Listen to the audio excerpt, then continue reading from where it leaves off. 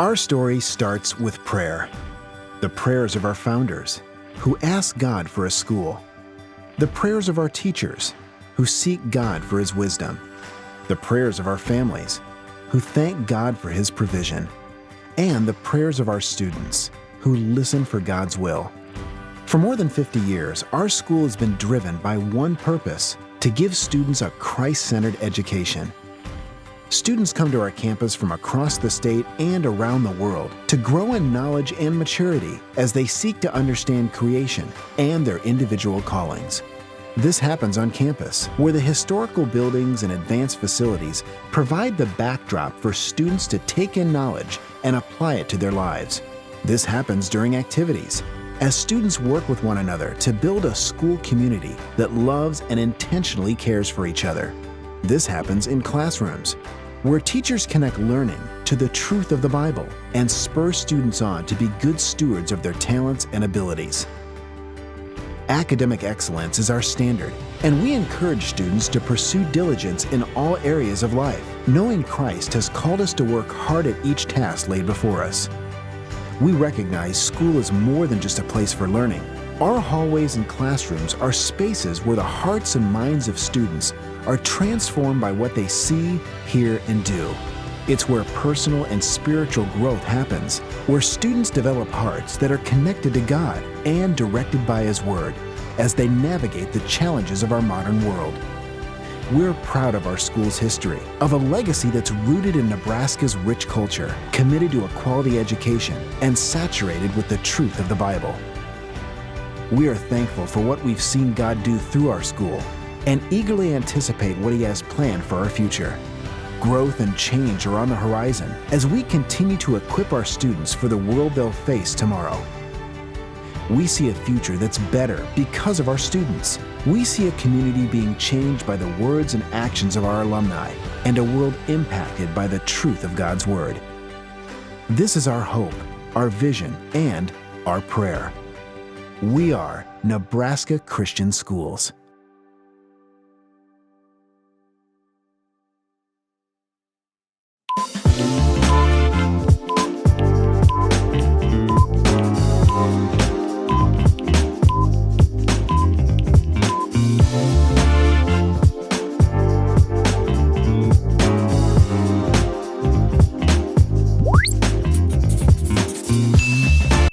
สวัสดีครับยินดีต้อนรับสู่การไลฟ์อีกครั้งหนึ่งกับทาง GENT นะครับวันนี้เราได้โอกาสที่ดีมากๆเลยในการสัมภาษณ์กับ Director of International Students ซึ่งเป็นโรงเรียนประจำที่มีความน่าเชื่อถือนะครับแล้วก็มีข้อดีหลายๆอย่างมากๆเลยนะครับสำหรับวันนี้นะครับเราจะมาคุยกันในหัวข้อที่ว่าข้อดีของการอยู่โรงเรียนประจำโดยที่มีมิสเตอร์กิฟเคเลียนนะครับแล้วก็คุณเจสแมคคาร์ทนะครับจะเข้ามาพูดคุยกันและนอกจากนั้นก็จะมีในส่วนของเด็กๆนะครับเด็กไทยนี่แหละที่ทางเจนส่งไปที่อยู่ที่โรงเรียนนี้จะมาแลกเปลี่ยนประสบการณ์แล้วก็มาแชร์ประสบการณ์ให้ฟังกันนะครับโดยระหว่างการพูดคุยนะครับคุณเจสเนี่ยก็จะเป็นคนสอบถามกับทางคุณกิฟนะครับแล้วเดี๋ยวทางพี่เบสเนี่ยจะเป็นคนแปลให้นะครับเพราะว่าคุณพ่อคุณแม่ฟีดแบ็กมาบอกว่าพี่เบสช่วยแปลให้หน่อยอะไรเงี้ยนะครับก็เดี๋ยวเราจะมาพูดคุยกันครับ Good morning Jason Gib how are you today Great Seth how are you this evening Good. So we are excited having you today and hope that your value and your information will be useful and valuable for the parents in order to make a decision sending the students to go to the boarding school in the US. So why don't we start with your introduction for both of you guys? Sounds good. My name is Jess and I've currently been at NC for just about 3 months. And my family and I moved here because we wanted our kids to have the experience of the education that we have to offer. So I'm really excited to be a part of it. And I'm looking forward to this being my first time going live with you guys. ก็คุณเจสนะครับเพิ่งอยู่ที่นี่มาแค่3เดือนเท่านั้นนะครับแล้วก็เขาเพิ่งย้ายมาก็เดี๋ยวยังไงเดี๋ยวเขาจะมาแชร์ประสบการณ์ให้ฟังกันเพราะว่าลองฟังคนที่อยู่มานานเดี๋ยวมิสเตอร์กิฟคงได้แนะนำตัวเนาะเขาอยู่มาเป็น10 ปีละในขณะที่คุณเจสเพิ่งย้ายมาอยู่เดี๋ยวเราไปฟังกันนะครับ Gib please go ahead My name is Gib Killion I'm the international director I've been at the school for 14 years and have enjoyed my trips to Thailand. Obviously, have not been able to be there for a couple years, but look forward to talking with all of you and answering any questions that you might have about coming to a boarding school and a school in the United States. สำหรับคุณกิฟต์นะครับก็เป็น International Director นะครับแล้วก็ที่อยู่ที่โรงเรียนนี้มาเป็นเวลาประมาณ14 ปีแล้วนะครับจริงๆเขาเป็นคนสำคัญมากๆเลยในการดูแลเด็กนักเรียนที่อยู่ที่เนบราสกาที่นี่นะครับก็ที่ผ่านมาเนี่ยเขามาเมืองไทยเกือบทุกปีนะครับถ้าไม่ติดเรื่องโควิดนะครับก็แล้วก็ที่ผ่านมาเด็กๆก็คิดถึงเขาอยู่ตลอดแม้ว่าจะจบการศึกษาแล้วก็ตามนะครับ Alright, Jess, go ahead. All right, so Seth, if you can help us, we wanted to start with just a few things about the history of our school and some things that we think are really important that we have to offer. So if you can turn on that slide, we'll look at the first couple here together. So we start with why would you want to come to the United States to study? And the reason I think that you want to come to the United States is to learn about different cultures and experience new things and to have different activities that you're not used to doing in your own school and in your life in Thailand. เริ่มต้นนะครับเมื่อกี้พูดถึงว่าเดี๋ยวเขาจะพูดกันนะครับว่าทำไมถึงสนใจที่จะไปเรียนที่อเมริกานะครับซึ่งจริงๆแล้วก็เป็นเรื่องของประสบการณ์เนาะที่แตกต่างครับเนื่องจากประเทศสหรัฐอเมริกาก็อยู่ค่อนข้างไกลจากเราเขาก็จะมีในส่วนของประสบการณ์ที่ค่อนข้างแตกต่างกันรวมถึงไปทริปหรือกิจกรรมต่างๆที่มันมีความแตกต่างกันนะครับรวมถึงประสบการณ์ที่เด็กนักเรียนจะได้รับนะครับ One thing also that I want you to know is about Nebraska as itself. Nebraska is a very safe state. The people here are very friendly, and you get to see different things in nature that you never get to see in your home country. We have birds and animals flying around all the time, and just beautiful sunsets and sunrises, and just beautiful blue sky all the time here in Nebraska. สำหรับข้อดีอีกจุดหนึ่งนะครับของที่เนบราสกาเนี่ยใครไม่รู้จักนะว่ามันอยู่ตรงไหนจริงๆเนบราสกามันอยู่ตรงกลางของประเทศเลยนะครับแล้วก็เป็นโซนที่หนาวนะมีหิมะเด็กไทยก็คงชอบนะครับแล้วก็ที่สำคัญก็คือเป็นโซนที่มีความปลอดภัยนะครับผู้คนค่อนข้างเฟรนลี่เลยทีเดียวนะครับเพราะว่าอยู่ค่อนข้างต่างจังหวัดแต่ว่ามันก็จะมีข้อดีก็คือมันเป็นการผสมผสานระหว่างของคนที่น่ารักแล้วก็ในส่วนของเขาเรียกว่า wildlife นะก็มีสัตว์ป่าธรรมชาติต่างๆมากมายซึ่งทำให้คิดว่าน่าจะเป็นเมืองที่เหมาะสมในการเจริญเติบโตของเด็กเรานะครับในการไปใช้ชีวิตช่วง teenage ที่อเมริกาครับThe other thing that I'd want you to know that is different, completely different for anyone that comes to Nebraska Christian is we do have 4 seasons of weather. We do have snow, we do have great spring and fall, and then we have summer that's just like Thailand. อีกสิ่งหนึ่งที่สำคัญนะครับก็คือเรื่องของสภาพอากาศที่ผมเกริ่นไปแล้วนะว่าจะเป็นเรื่องของที่นี่ค่อนข้างหนาวนะมีหิมะแต่ในความเป็นจริงนะครับที่เนบราสกาเนี่ยมี4ฤดูเลยนะครับก็รวมถึงช่วงซัมเมอร์ด้วยซึ่งซัมเมอร์ของเขาค่อนข้างร้อนทีเดียวสำหรับฝรั่งเนี่ยชอบมากๆนะครับแต่คนไทยในช่วงซัมเมอร์เราก็อาจจะไม่ได้อยู่ที่โรงเรียนนะครับก็จะเป็นช่วงที่เรากลับบ้านพอดีเพราะนั้นส่วนใหญ่น้องก็จะอยู่ในช่วงอากาศค่อนข้างเย็นนะครับแล้วก็เจอหิมะ And now just a little bit about our school. It was founded in 1959, so we've been around a long time, and we're K through 12 Christian school, and we have a 12-to-1 student ratio to teacher ratio.สำหรับโรงเรียนนะครับก่อตั้งในปี 1959 นะครับก็ถือว่าเป็นโรงเรียนที่ค่อนข้างเก่าแก่ในเชิงของประเทศสหรัฐอเมริกานะครับหลากหลาย10 ปีเนี่ยในอเมริกาถือว่าเป็นโรงเรียนที่เขาค่อนข้างเก่าแก่แล้วนะครับสำหรับโรงเรียน K-12 นั่นหมายความว่าโรงเรียนนี้เปิดสอนตั้งแต่ระดับอนุบาลนะครับจนถึงระดับชั้นจบไฮสคูลเลยนะครับโดยที่โรงเรียนค่อนข้างเล็กครับมีอัตราส่วนนักเรียนคุณครูต่อนักเรียน12:1เท่านั้นเองเพราะฉะนั้นโรงเรียนค่อนข้างใกล้ชิดพอสมควรครับAnd Seth, I think another thing that's really unique about our school is that ratio 12-to-1. We're talking about 7th grade through 12th grade, and currently we have 134 students. And so it's really nice that every teacher knows their students' names, and there's just an atmosphere where you're valued as an individual.สำหรับโรงเรียนนี้นะครับคุณเจสบอกว่าจริงๆแล้วถ้าเราดูในส่วนของโรงเรียนระดับ secondary เนาะก็คือระดับเกรด7ถึง12เนี่ยเขามีเด็กประมาณ134คนเท่านั้นเองนะครับงั้นข้อดีก็คือคุณครูแล้วก็เด็กเนี่ยรู้จักกันทั้งโรงเรียนนะครับแล้วข้อดีที่มากไปกว่านั้นก็คือสำหรับเด็กต่างชาติเนี่ยก็มีโอกาสได้ integrate กับเด็กอเมริกันค่อนข้างดีมากๆนะครับแล้วก็มีโอกาสได้รู้จักคุ้นชินกับเด็กอเมริกันนะครับเพราะฉะนั้นมันค่อนข้างเรียนกันได้ดีซึ่งจะแตกต่างจากโรงเรียนใหญ่หรือโรงเรียนรัฐบาลในประเทศอื่นๆนะครับผม yes Jeff Our campus is on 27 acres. It's in a small town of 3,000 people, which makes it very rural.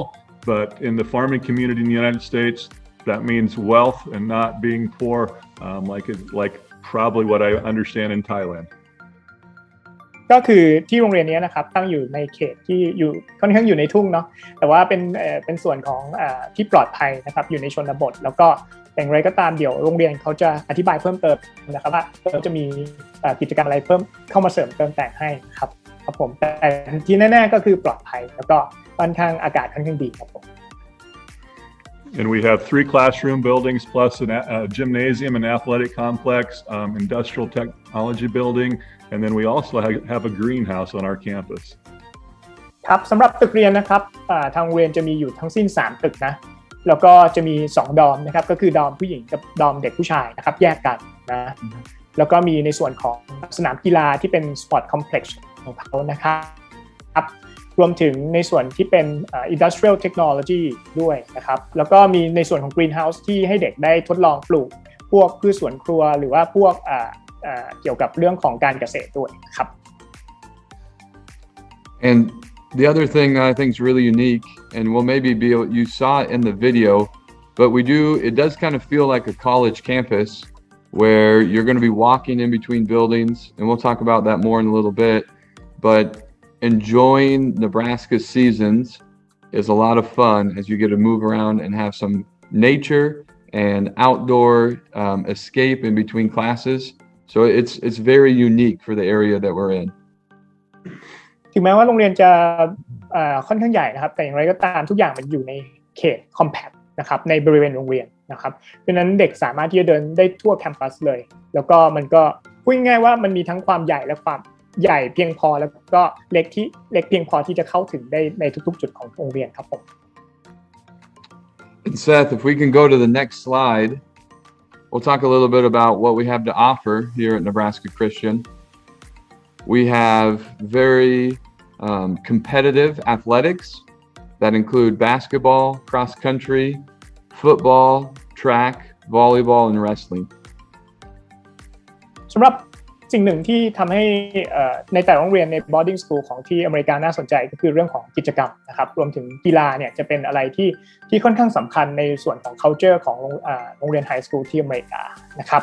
โดยที่โรงเรียน Nebraska Christian เนี่ยถึงแม้ว่าจะเป็นโรงเรียนที่เล็กนะแต่อย่างไรก็ตามเนี่ยเขาก็จะมีกีฬาที่ค่อนข้างหลากหลายให้เด็กๆได้เลือกและที่สำคัญก็คือว่า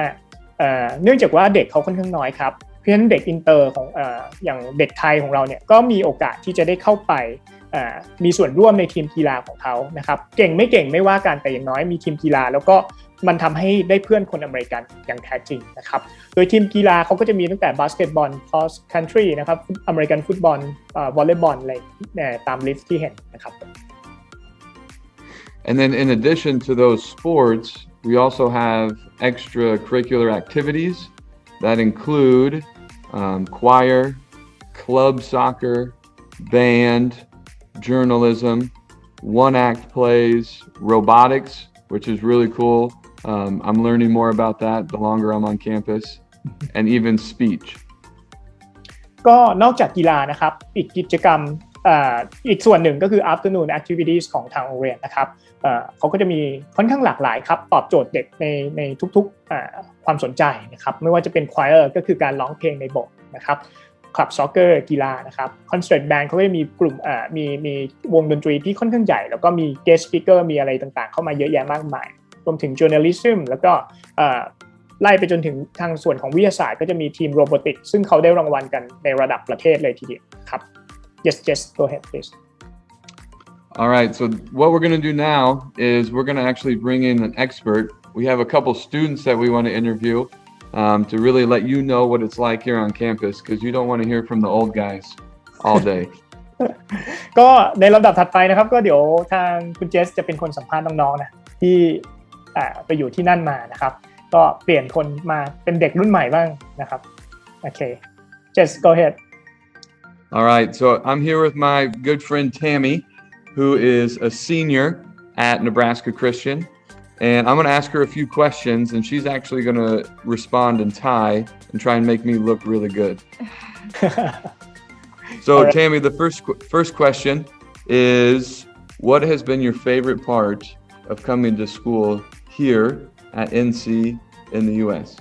ก็ก่อนอื่นเลยนะคะชื่อแทมมี่ค่ะอยู่ม.6 เขาถามว่าสิ่งที่ชอบในโรงเรียนมีอะไรบ้างก็สิ่งที่ชอบก็คือโรงเรียนเนี่ยไม่มีการบูลลี่เรื่องสีผิวหรือว่าเรื่องอะไรต่างๆค่ะอากาศที่เนี่ยอากาศดีมากๆแล้วก็มีกิจกรรมหลายอย่างมากอย่างเช่น Homecoming ก็คืออาทิตย์นึงแต่ละวันจะมีธีมของตัวเองอย่างเช่นแบบเขาให้ธีมดิสนีย์แล้วก็แต่งตัวเป็นดิสนีย์ของวันนั้นแล้ววันสุดท้ายของ Homecoming เขาก็จะมีแบบรุ่นเก่าๆที่จบ NC ไปแล้วเขาก็จะมาเยี่ยมมาอะไรอย่างงี้ค่ะแล้วสุดท้ายที่ชอบที่สุดก็คือโรงเรียนเนี่ยมีเรียนแค่4 วัน แต่ว่า4 วันนั้นก็คือจะเรียนตอนเช้าจนถึงเย็นเลยไม่เหมือนกับโรงเรียนอื่นๆจะเรียนแบบสายๆแต่ว่าเรียนเสร็จเร็วมากอะไรอย่างงี้ Just can I ask her in Thai in order to elaborate more a little bit about her answer? Do you mind? Okay. Yep. ทัมมี่ Yep. หมายความว่าหนูเรียนแค่4 วันแล้ววันสมมุติ4 วันเนี่ยหนูเรียนเช้าจนถึงกี่โมงคะ4:30ใช่ไหมประมาณใช่เป็น4 โมงค่ะ4 โมง4 โมงแล้ววันจันทร์ที่หนูไม่ได้เรียนหนูทำอะไรเขาก็จะมีแบบกิจกรรมต่างๆให้เรียนหรือว่าเขาก็จะพาไปช้อปปิ้งอะไรอย่างงี้เอาช้อปปิ้งกันวันจันทร์เลยเนาะเสาร์อาทิตย์ไม่ช็อปใช่วันจันทร์ก็ช็อปช็อปโอเคก็คือไม่เบื่อใช่ไหมใช่ไม่เบื่อโอเค Jess please go ahead Okay, next question is, how would you summarize dorm life here at Nebraska Christian? สิ่งที่อยากอธิบายเกี่ยวกับหอนะคะที่ตอนนี้ก็อยู่ในหอเหมือนกันหอเนี่ยก็คือแบบหลากหลายประเทศมารวมตัวอยู่ในหอแล้วก็เช่นมีแบบเกาหลีจีนเวียดนามแล้วก็ไทยค่ะแล้วก็เราได้แบบแลกเปลี่ยนวัฒนธรรมกันเราสามารถแบบเรียนภาษาอื่นได้นอกจากภาษาอังกฤษ แล้วก็ในหอเขาจะมีกิจกรรมต่างๆในวันหยุดค่ะเช่นไปเล่นกีฬาแล้วก็เขาจะมีกิจกรรม outdoor อะไรประมาณนี้แล้วก็ส่วนมาก Thanksgiving หรือว่า Easter เขาก็จะพาไปเที่ยวเช่นแบบ Chicago หรือไม่ก็ Branson Just can I ask one a little bit further Oh yeah go ahead ถ้ามีปกติคนเขาไปโรงเรียนประจำอย่างตอนแรกหนูวาดภาพว่าโรงเรียนพี่ไม่รู้นะว่าหนูวาดภาพยังไงแต่พอคือคนอาจจะกลัวว่าเฮ้ยไปอยู่โรงเรียนประจำเหมือนแบบอยู่ในคุกหรือเปล่าหรือว่ามันดูน่าเบื่อหรือเปล่าต้องอยู่แต่ในโรงเรียนหรือเปล่ามันจะไม่ได้มีโอกาสไปไหนมาไหนเลยโดยเฉพาะอย่างเนบราสกาอย่างเงี้ยอยู่ในทุ่งข้าวโพดอย่างเงี้ยหนูมองว่ายังไงหลังจากที่หนูไปมาแล้วหนูมองว่ามันไม่เหมือนที่คิดไว้เลยแบบทุกคนแบบอัธยาศัยดีมากเป็นกันเองมากอะไรแล้วก็เขาก็จะมีจัดกิจกรรมให้หนูอยู่เรื่อยๆถูกไหมมันไม่ได้ว่าอยู่แต่ในโรงเรียนมันน่าเบื่อไม่ใช่ใช่ไหมคะใช่ไม่ใช่เลยค่ะบางครั้งเราก็มีเล่นโบว์ลิ่งอะไรไปเล่นโบว์ลิ่งไปเล่นกิจใช่โอเคได้ Just please go ahead thank you All right last question for you Tammy is now that you're getting ready to graduate how has NC helped you prepare for your futureสิ่งที่เขาช่วยในอนาคตนะคะแบบไปมหาลัยอะไรเงี้ยเพราะว่าสิ่งที่หนูบอกก็คือโรงเรียนนี้มีกิจกรรมหลายอย่างมากเลยแล้วหนูก็ทำหลายอย่างมากเช่นแบบสปีดหรือไม่ก็แบนด์หรือไม่ก็ควายหนูก็สามารถเขียนประวัตินั้นไปส่งในมหาลัยได้ว่าเราทำอะไรบ้างแล้วเขาก็จะดูว่าเราเนี่ยทำเยอะมีอะไรหลายอย่างที่แบบน่าสนใจอะไรอย่างเงี้ยค่ะแล้วโรงเรียนนี้เขาก็จะมีแบบเว็บไซต์ให้ถามว่าแบบอาชีพเนี่ยน่าจะเหมาะสมกับเรานะแล้วก็ม.6 เขาแบบทุกๆเดือนเขาจะมีคนมาพูดเกี่ยวกับมหาลัยว่าต้องทำยังไงบ้างแอพพลายยังไงบ้างแล้วก็เขาจะช่วยหาแบบมหาลัยอะไรเงี้ยค่ะแบบ scholarship อะไรอย่างเงี้ยBefore she finish her discussion may I ask just a little bit more then ทามี่ตอนนี้หนู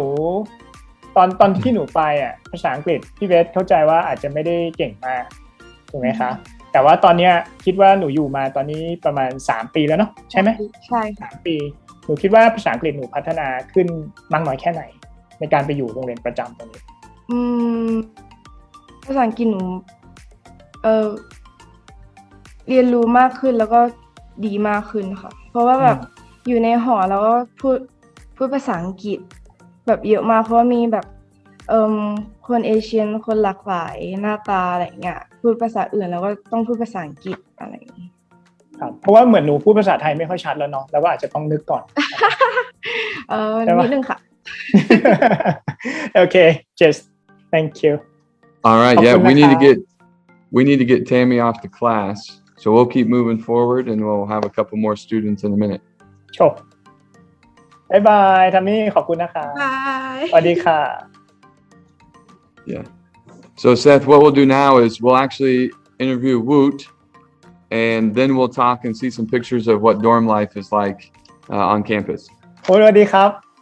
This is the first time I met him after he left the country. Well, he was excitedly nervous to be on camera this morning. No. So we're ready for this, right, buddy? All right. Okay. Seem nervous. I didn't tell his mother that you're online today, but I will send the clip to his mother later on. Okay, awesome. All right. All right. So unlike Tammy, Woot has been here for only a few months instead of years. So we were going to ask him some questions about his experience so far. First question, Woot, what were you most afraid of when you came to the United States and maybe specifically about living in the dorms? ก็เขาถามว่าคุณกลัวอะไรที่มาอยู่ที่อเมริกาคุณกลัวอะไรที่อยู่กับในดอมอะไรพวกนี้ครับอย่างแรกที่ผมคือการบูลลี่อาจจะไม่เข้ากับคนอื่นก็ได้อาจจะโดนบูลลี่อาจจะโดนแบบหลอกน้องอะไรประมาณนี้ครับไม่ในหนังแล้วก็เป็นที่เนี่ยไม่มีเลยครับเพราะคนที่นี่ไนซ์ทั้งหมดคนที่นี่แบบเฟรนลี่กับเราหมดเขาเข้าหาผมไม่ได้เข้าหาเขาเลยครับส่วนมากแล้วก็จะอยู่กับคนอื่นได้ไหมก็ตอนแรกก็ต้องปรับตัวหน่อยครับเพราะคนละสัญชาติอะไรประมาณนี้แล้วคุยกันไปเรื่อยๆมันก็เป็นเพื่อนกันเองมันก็แบบรู้จักกันสนิทกันเพราะในดอมันคนมันไม่เยอะคนมันต้องรู้จักกันหมดอะไรมานะครับแล้วก็มันจะเหมือนที่บ้านไหมมันจะสะดวกสบายเหมือนที่บ้านไหมก็มีส่วนสะดวกสบายนะครับเพราะว่าตอนนี้ผมนอนอยู่คนเดียวผมมีห้องที่ private ทำการบ้านที่ห้องได้อะไรมาเนี่ยคุณครูที่หอเขาก็มาถามได้เลยว่าโอเคไหมเรียนวันนี้เป็นไงบ้างมีอะไรให้ช่วยเปล่าคุณครูทุกคนที่ในดอมเขาใส่ใจพวกเราครับแล้วก็แบบทุกคนที่พี่แทมมี่บอกเขารู้จักกันหมดเขาก็นายกับผมหมดครับผมครับ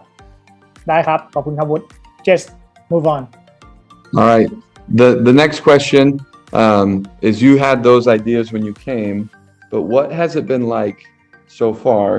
in the 3 months that you've been here? What's reality? ก็แบบความเป็นจริงความแตกต่างเป็นยังไงนะครับก็แบบตอนแรกผมก็กลัวเป็นหลายเรื่องเลยครับกลัวสีผิวกลัวคนเหมือนในอินเทอร์เน็ตนะครับที่ส่วนมากมันมีแบบทำร้ายมีบูลลี่มันตีมาเล่นอะไรกันพวกนี้ที่นี่ไม่มีครับเหมือนที่พี่ไทมี่พูดเหมือนทุกอย่างว่าแบบคนที่นี่เขาไนท์กับเรามากเขาดีกับเรามากแล้วก็ตั้งแต่ผมมาที่นี่ผมได้บอกได้เลยว่าผมไม่เคยโดนแกล้งเลยครับมีแต่ผมไปแกล้งคนอื่นก่อนพี่ก็ว่างนะถูก All right, last question. We want you to tell people or students your age why should they come to study in the United States? ก็ในอายุเท่าผมนะครับก็ผมจะเชิญชวนทุกคนมาที่นี่เพราะว่าอย่างแรกครับประสบการณ์ที่เนี่ยกับที่ไทยแตกต่างกันมากที่นี่เราต้องอยู่ด้วยตัวเองไม่มีพ่อแม่อยู่ที่นี่ ที่นี่ต้องแบบตกก็คือตกคะแนนไม่ดีคือคะแนนไม่ดีไม่แบบขอให้ครูช่วยได้ก็ยากครับก็มีบ้างแต่ก็ยากอยู่ดีก็เลยต้องแบบตั้งใจต้องมุ่งมั่นอะไรประมาณนี้เสร็จแล้วได้เรียนกับ native speaker คนที่อเมริกาอย่างนี้ก็ได้สำเนียงเขามาได้แบบได้ ได้มุมมองใช่ไหมครับสำเนียงได้มุมมองถูกไหมน้องวุฒิแล้วก็มีเพื่อนเป็นคนอเมริกาก็ติดต่อได้ง่ายแบบนี้ Just can I ask him my own questions น้องวุฒิพี่เบสอยากรู้ว่าตอนก่อนไปพี่เบสรู้ว่าวุฒิเป็นคนอาจจะชอบเมืองเนาะใช่ไหมครับเพราะว่าเราอยู่ในเมืองกันเนาะแต่พอเราไปอยู่ที่เนบราสกาแล้วมันอยู่แบบต่างจังหวัดอะพี่เบสเห็นจากภาพที่วุฒิแบบไปตกปลาหรืออะไรเงี้ยวุฒิคิดว่าวุฒิแฮปปี้กับชีวิตตรงนั้นไหมกับชีวิตที่ต่างจังหวัดไหมเพราะว่าอยู่กรุงเทพอาจจะไม่ได้เจออะไรแบบนั้นหรือเปล่าใช่ครับแฮปปี้เพราะแฮปปี้มากครับที่ตกปลาที่กรุงเทพหรือต่างจังหวัดแทบจะไม่มีเลยที่นี่เขาแบบไปตกได้วันว่างๆก็ไปตกได้อะไรพวกนี้มันเป็นกิจกรรมที่เป็นกิจกรรมที่เราไม่ได้ใช้เนาะไม่ได้เจอในชีวิตประจำวันแล้วอีกอย่างหนึ่งคือที่พี่สงสัยอย่างหนึ่งคือวุฒิอะเล่นกีฬาพี่เบย์เข้าใจว่าเตะฟุตบอลหรืออะไรอย่างเงี้ยซ็อกเกอร์เนาะทีนี้ตอนที่พี่ไปอยู่นี่เนบราสกาเนี่ยน้องวุฒิได้เตะเขามีเตะซ็อกเกอร์ไหมแล้วมีทีมได้จอยทีมอะไรไหมตอนนี้ยังไม่ใช่ซีซั่นของซ็อกเกอร์ครับแต่วันเสาร์ตอนเช้าอ่ะผมจะได้ออกไปเตะกับเพื่อนๆพี่ๆแล้วก็คุณครูบางคนอะไรพวกนี้คนที่เตะบอลเป็นไม่เบื่อเพราะเกือบจะได้เตะทุกอาทิตย์แล้วมันก็ยังมีหน้าซีซั่นครับหน้าซ็อกเกอร์ซีซั่นก็แบบมีเห็นเขาบอกว่ามีทัวร์นาเมนต์มีแข่งทุกวันเสาร์อะไรประมาณนี้ครับอีกคำถามหนึ่งนะพี่เบสรู้ว่าวุฒิภาษาอังกฤษค่อนข้างดีอยู่แล้วในระดับหนึ่งตอนก่อนไปเพราะว่าเรียน English Program ที่ไทยนะทีนี้พอไปน้องวุฒิรู้สึกว่าภาษาอังกฤษฉันยังไม่ดีไหมตอนแรกนะแล้วพอผ่านไปจนถึงณวันนี้น้องวุฒิคิดว่าภาษาอังกฤษตัวเองดีขึ้นไหมตอนที่ไปตอนแรกครับผมแค่พูดใครไม่ได้เลยเพราะสำเนียงผมสำเนียงไทยครับแต่ผมก็ฟังเขารู้เรื่องแต่ตอนนี้ก็เริ่มปรับเข้ามาได้เรื่อยๆเลยไม่เพราะว่าเหมือนกันทั้งคู่เลยนะพี่รู้สึกว่าพูดภาษาไทยไม่ชัดนะจริงอ่ะผมพูดภาษาไทยไม่ชัดอยู่แล้วบ้างโอเคได้โอเคครับวุฒิขอบคุณมากเลย Just I just finished my questions for him All right we're going to send Woot off the class and then we have one more student to bring on Okay วุฒิขอบคุณนะครับ Thanks buddy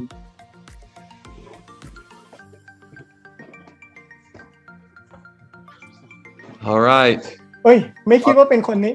I didn't expect that I'm gonna meet him What's that? I didn't expect that it's gonna be Ken. Oh you didn't expect Ken? No He's our secret weapon Okay All right so a few questions for Ken We're going to kind of try and focus back too on what dorm life is like since that's a big question that students have before they come and so Ken you've had the experience to do homestay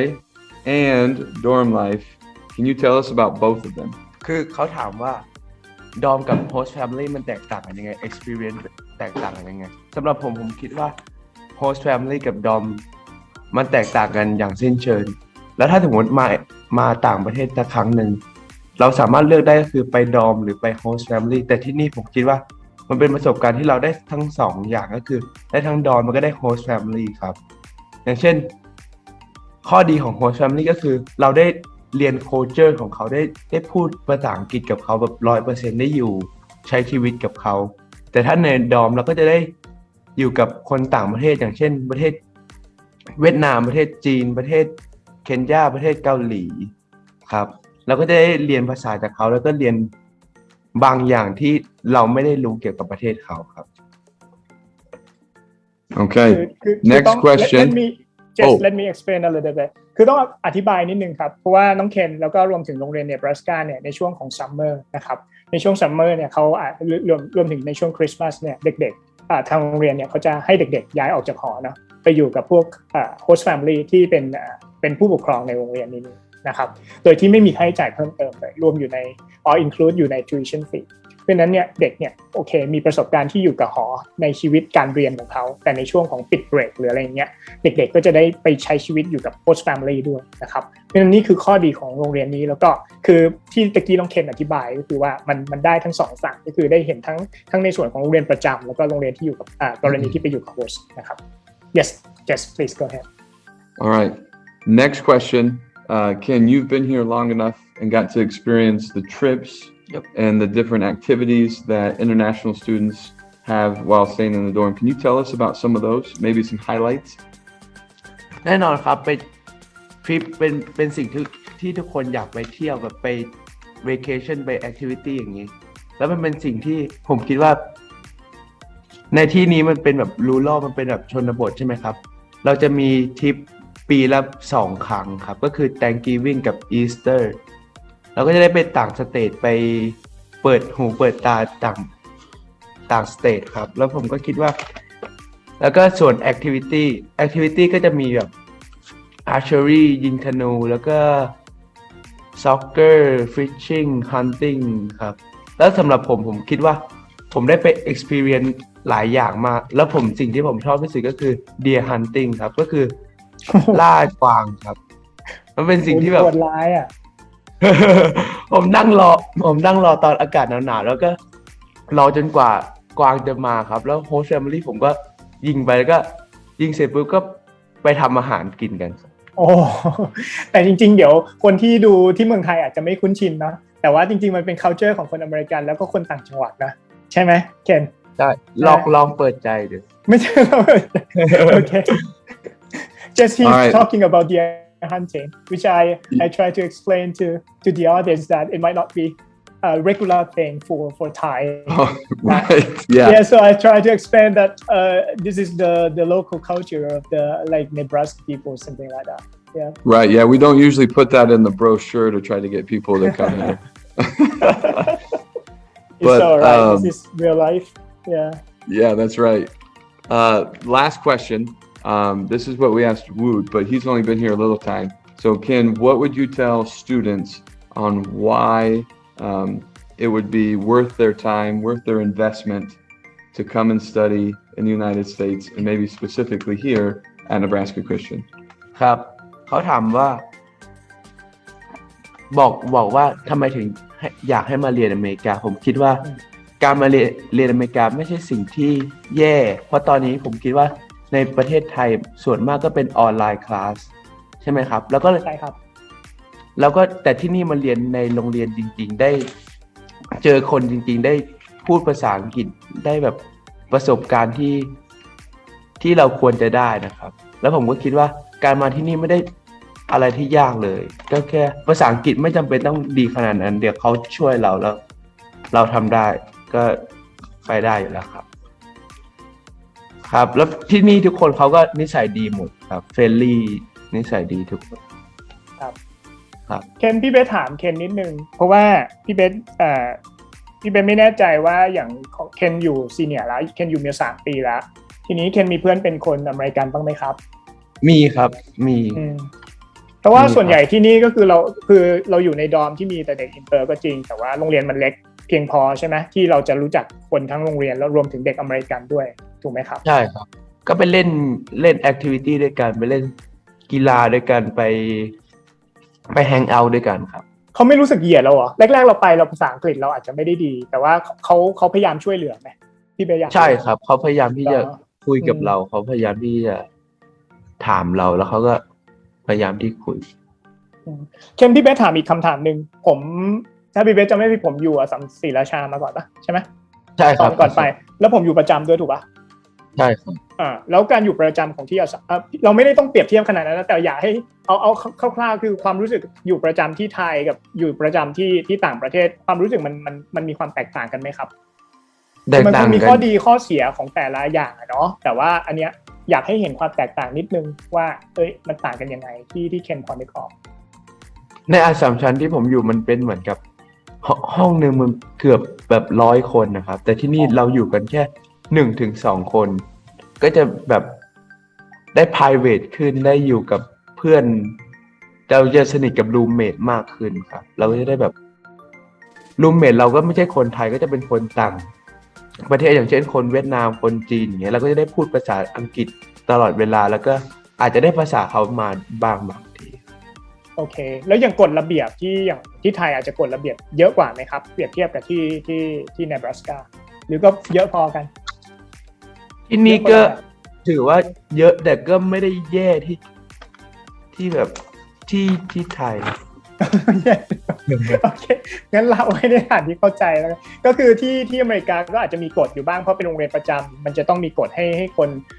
respect ในลักษณะนั้นเนาะทุกที่มันมีกฎหมดอะไรเงี้ยแต่อาจจะไม่ได้เยอะที่เท่าที่ไทยประมาณนั้นใช่ไหมครับโอเคได้เคนก็เดี๋ยวไว้คุยกันเพราะว่าจริงๆมี actually I just talked to him to Ken this morning about his university choice but okay yeah I just chat with him but we can talk a bit about the university choice sure. later on thank you so much Ken ขอบคุณนะครับครับสวัสดีครับสวัสดีครับ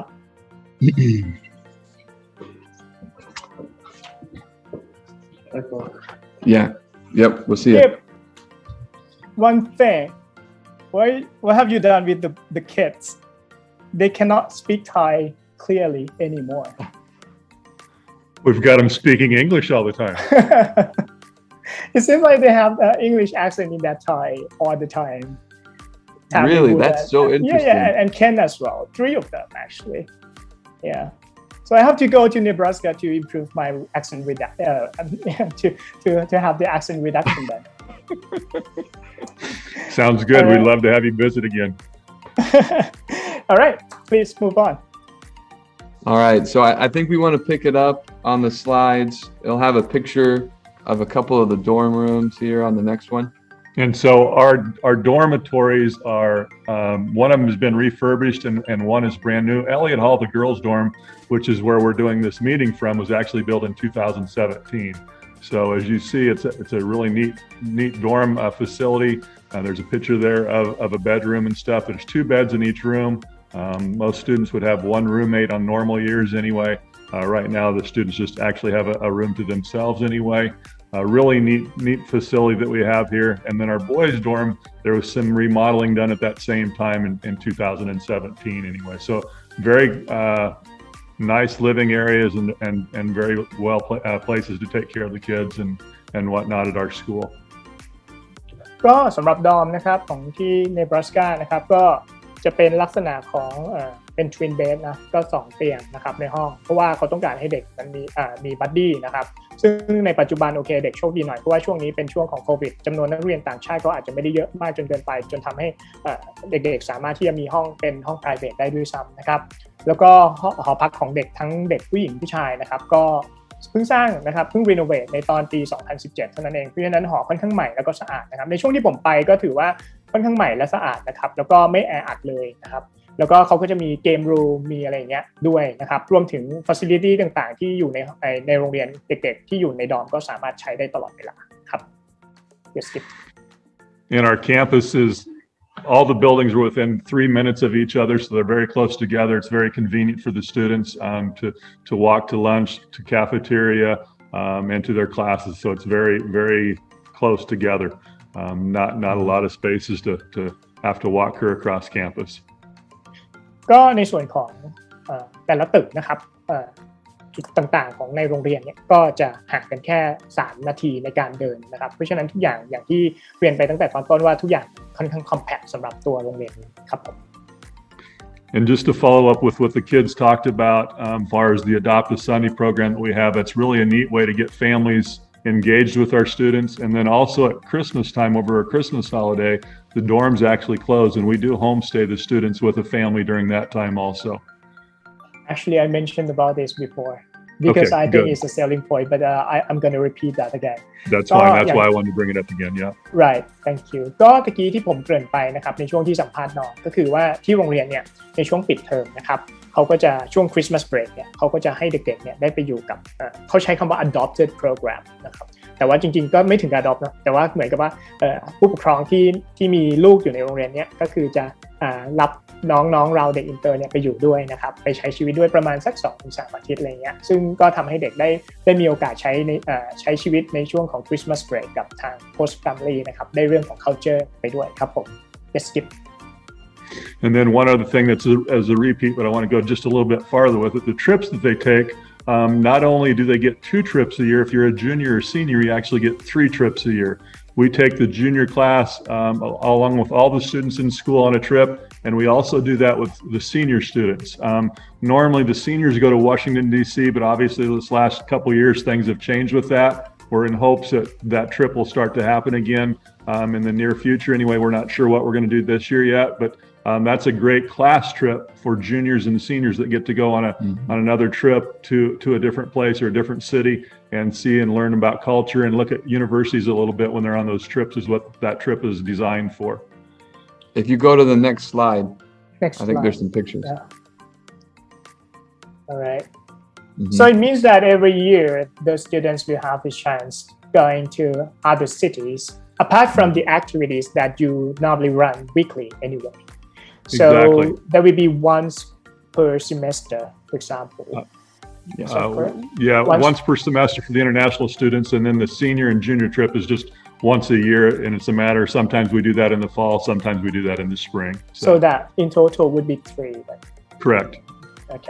ก็ปกตินะครับที่โรงเรียนเนี่ยเขาก็เด็กๆจะตื่นเต้นมากนะครับในการรอทริปนะครับในการไปต่างๆเมืองนะครับเฉพาะเด็กอินเตอร์เนี่ยก็จะมีทริปอยู่แล้วเทอมละครั้งก็คือครั้งละก็1ทริปก็จะไป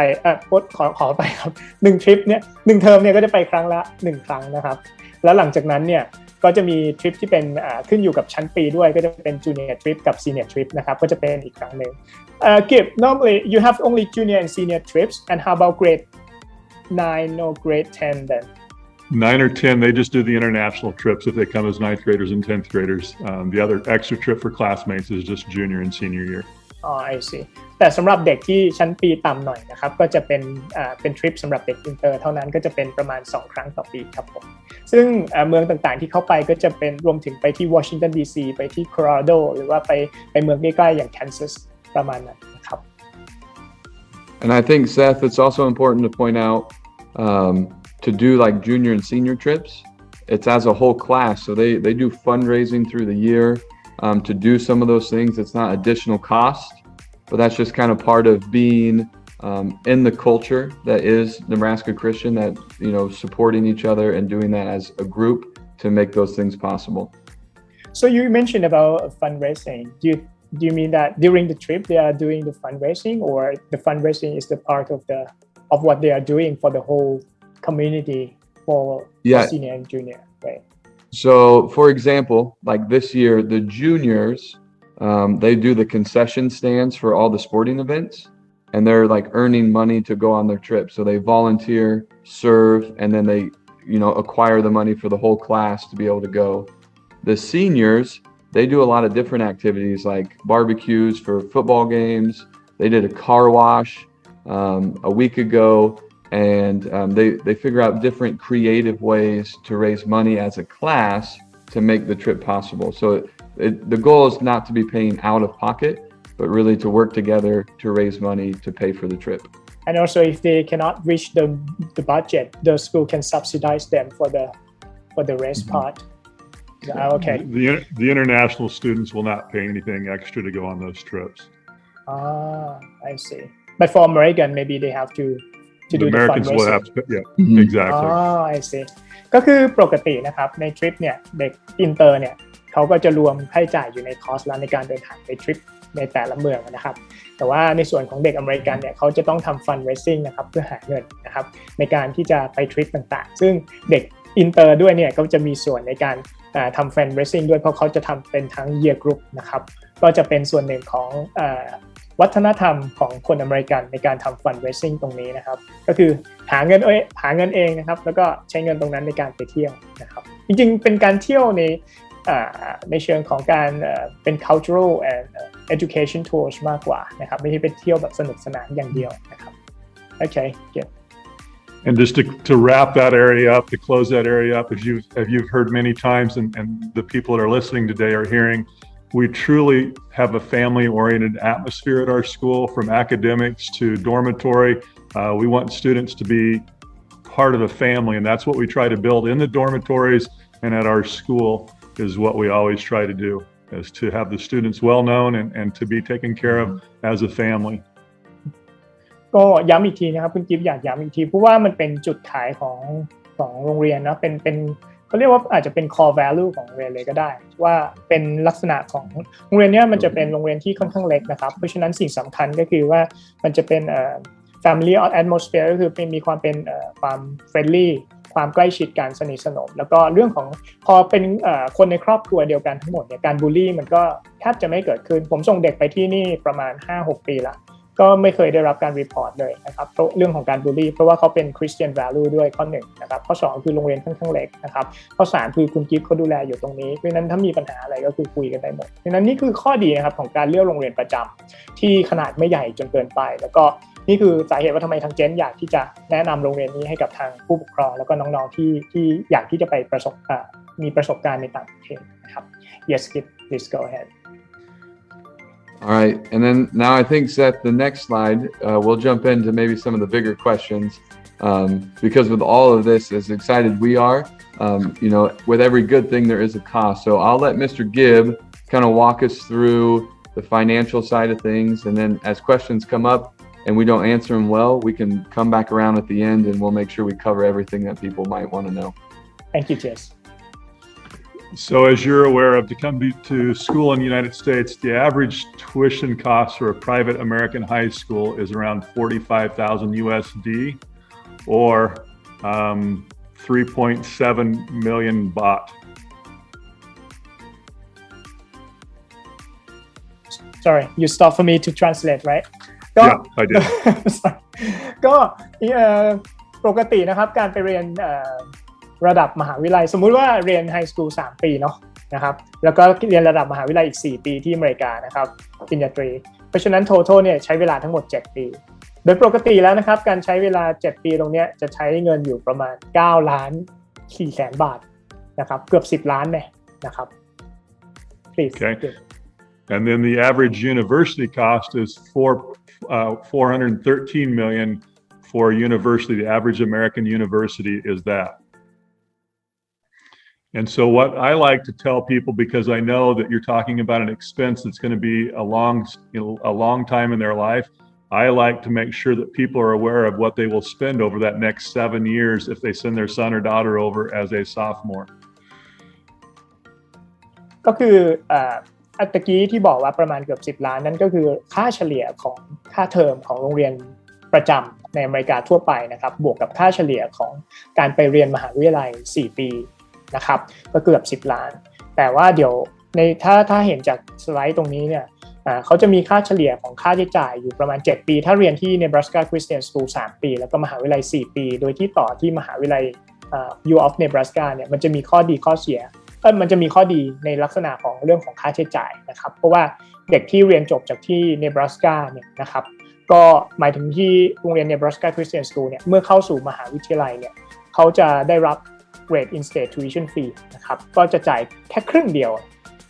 วของการเรียนมหาวิทยาลัย Nebraska นะครับเพราะฉะนั้นเนี่ยถ้าเราสังเกตดูว่าจาก total 7 ปีเนื่องจากค่าเฉลี่ยของค่าเทอมเมื่อเปรียบเทียบกับค่าเฉลี่ยค่าเทอมของ Nebraska ซึ่งถูกกว่าแล้วเนี่ยค่าใช้จ่ายเนี่ยจะเหลือแค่ประมาณ5 ล้านบาทต่อปีโดยประมาณเมื่อเทียบกับค่าเฉลี่ยทั่วไปครับ So I think you went ahead and explained the university system, right, Seth? A little bit, not that much. I just confused how can I explain to that number because it's pretty big and then it has been reduced a lot.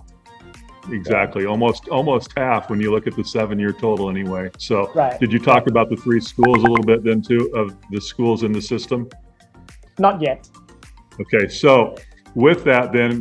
if they stay in Nebraska, the University of Nebraska-Lincoln being the largest school, University of Nebraska-Omaha, and then the University of Nebraska-Kearney are the 3 schools that you are able to go to university for as a local resident if you graduate from our high school. It's a great deal in the sense of saving money, and all 3 of those schools are really good schools. We don't work for them, but I think we should get something for them sometimes because a lot of students go there because of the cost savings for their families. ก็คือจริงๆคุณกิฟต์เขาถามว่าผมมีอธิบายไปแล้วหรือยังเกี่ยวกับเรื่อง in-state tuition นะครับจริงๆก็มีทัชไปแล้วหน่อยนึงแต่ว่ายังไม่ได้อธิบายเกี่ยวกับระบบ U of ของ Nebraska นะครับที่ Nebraska เนี่ยมี U ดังๆเลยนะก็คือ U of Nebraska ซึ่งเป็น U top อันดับน่าจะหลักประมาณไม่เกิน200อันดับไม่เกิน200ของที่สหรัฐอเมริกานะครับซึ่งเป็น U ขนาดใหญ่แล้วก็ U ระดับเนี้ยทีมกีฬาก็เก่งเงินฟันของการได้รับจากรัฐบาลก็เยอะมากนะครับทุนวิจัยอะไรต่างๆเยอะมากเขาก็จะมีทั้งหมด3แคมปัสคือที่ลินคอล์นโอมาฮาแล้วก็เคียนีนะครับซึ่งถ้าเด็กที่จบจาก Nebraska Christian School เนี่ยมาเรียนจบที่ไฮสคูลที่เนี่ยแล้วต่อเข้า U3U เนี่ยนะครับอย่างที่ผมเกริ่นไปก็คือเด็กจะได้รับเรทของเท่ากับเด็กที่อยู่ใน